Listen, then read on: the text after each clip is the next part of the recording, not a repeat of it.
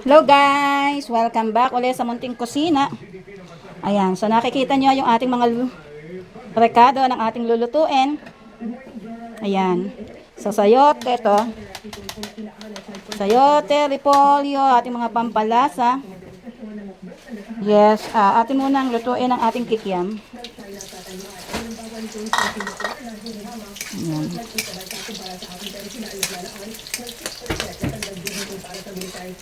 So chicken lang kadalasan ating lahok sa ating pansit guys. Mura na. Hindi pa masyadong makolesterol. Ayan.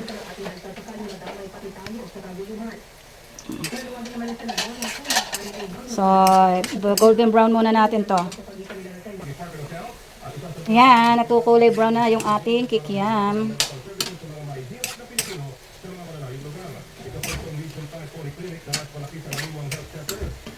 Pag nag-brown na siya, hanguin na natin. So, ayan guys. Luto na ating kikiam. Pakain muna natin ang ating apoy. At hanguin natin. Ang dapat natin pasalamatan ngayon ang ating mga health workers.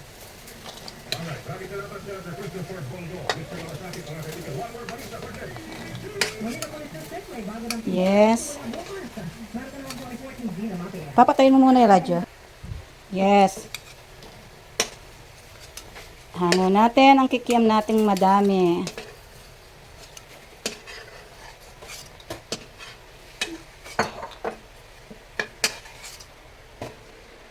Siyempre, babawasan natin ang langis at napakadaming langis.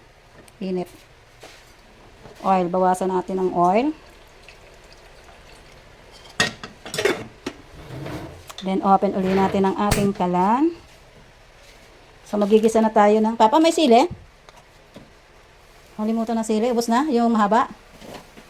Wala na? Nako, wala nang sili. Hindi ka na nalimutan ko na muna. Wala. Isa lang. Gayat ka ng siling pula. Isa. Ayun, yung bago. Yung mga dala ko, meron akong dala. Ayan, ingay ko. I-edit ko na lang. So, yan. Dito na tayo ng sibuyas na hindi na nalagdagan. Konti lang. Ating bawang.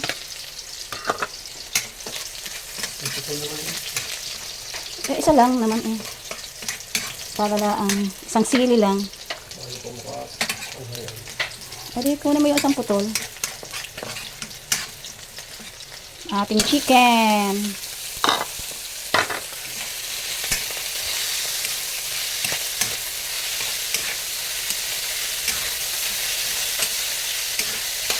Gisa-gisa natin ang ating chicken.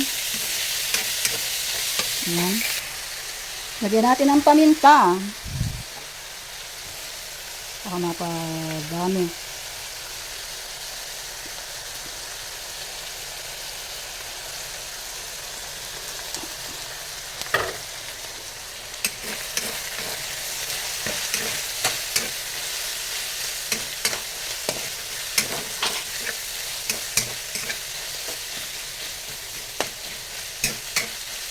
Ang bango.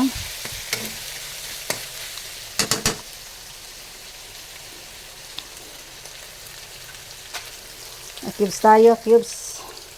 Sauce pala, oyster sauce. Ayan, ang ating oyster sauce.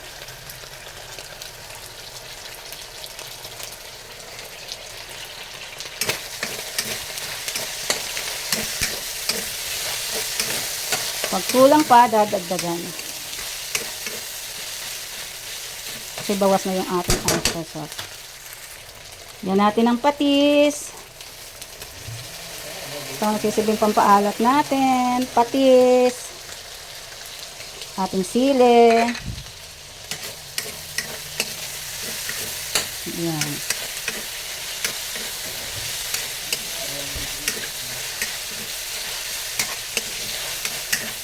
Ang bango.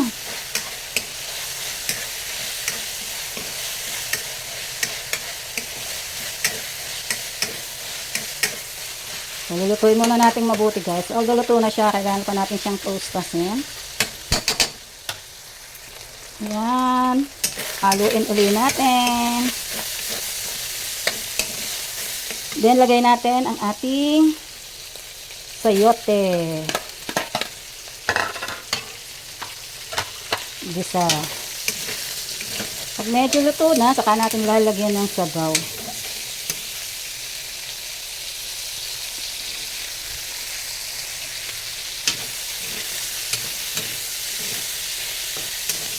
Yan.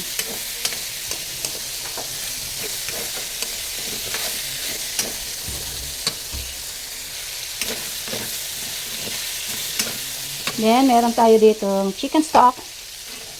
Yung ating isasabaw. Kunti lang muna. Atin munang aalsin yung mga nakadikit sa kawali kasi nadoon yung lasa niya.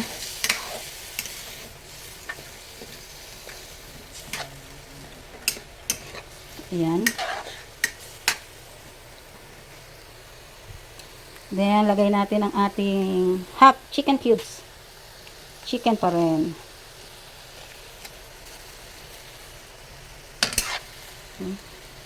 Buksan natin ang apoy. Tingnan natin kung tanggal na yung mga nakadikit sa ating kawali. Kabihan. Then, saka natin uli ilagay ang ating chicken stock. Ayan. So, aantayin na natin siyang kumulo, guys. Saka natin titikman kung okay na yung lasa. Ayan. Ayan, kulong-kulo na yung ating sabaw.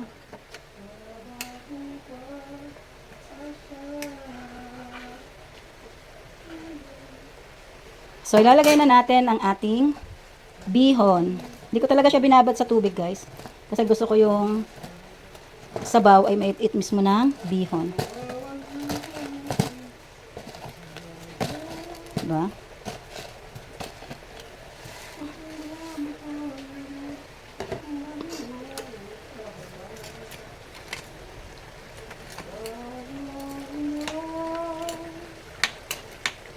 Yan, lulubog natin.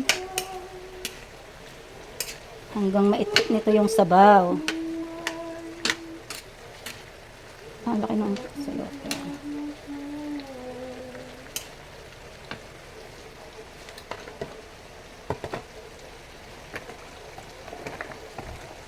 Dami nating repolyo, guys. Kasi favorite ko ay repolyo.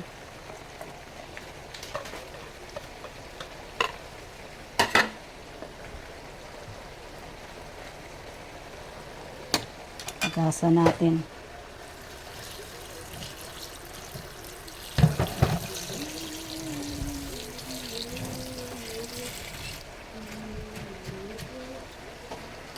So, ayan. Kulong-kulo na, guys, ang ating niluluto. Haluin natin.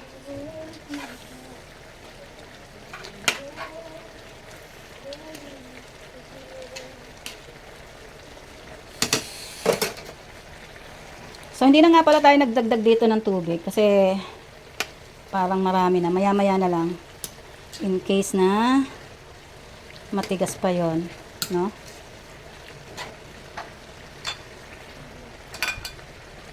Ayan, okay na. Parang okay na yung ating bihon. So, lalagay na natin ang ating mike. Malalaking mike. Yes, malalaki yung mike.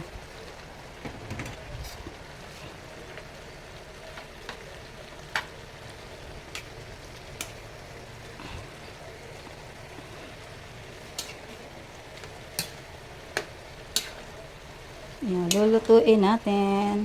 Alam nyo, guys, kahit yan masabaw, mamaya iga na yan. Yes. Maiiga din yan. So, lutuin lang natin ng maigi ang ating mike at saka bihon.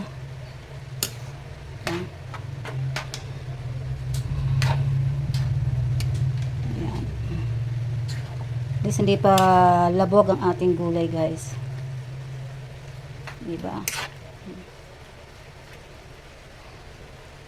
Malambot na.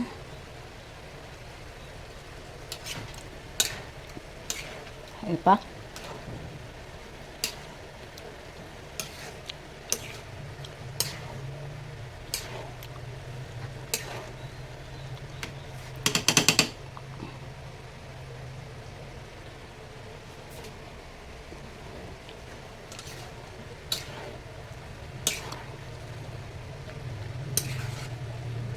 Then, lagay na natin ang ating repolyo.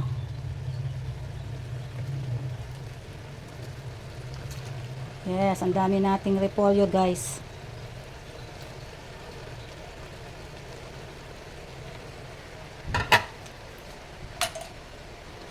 Kailangan na natin ng isang sandok.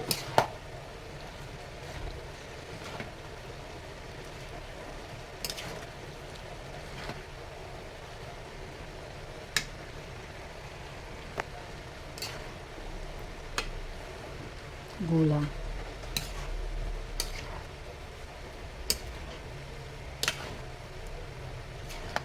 Bango, ang bango, ang bango, ang bango.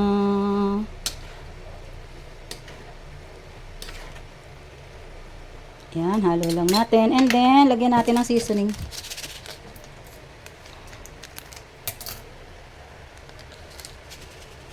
Itong pampalasa natin seasoning.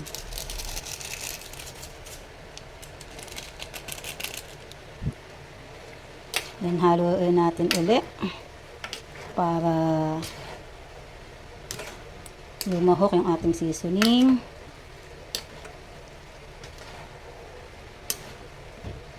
Hinaan natin ang apoy. Ayan, hinanaan natin ang apoy. Then, lagay na natin ang ating kikiam. O, diba? Makulay. Harap ng ano.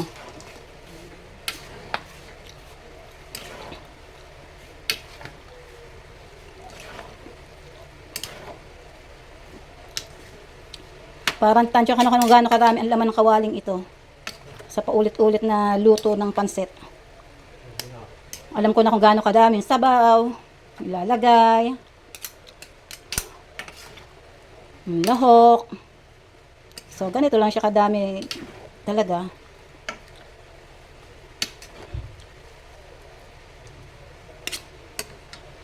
Okay na to.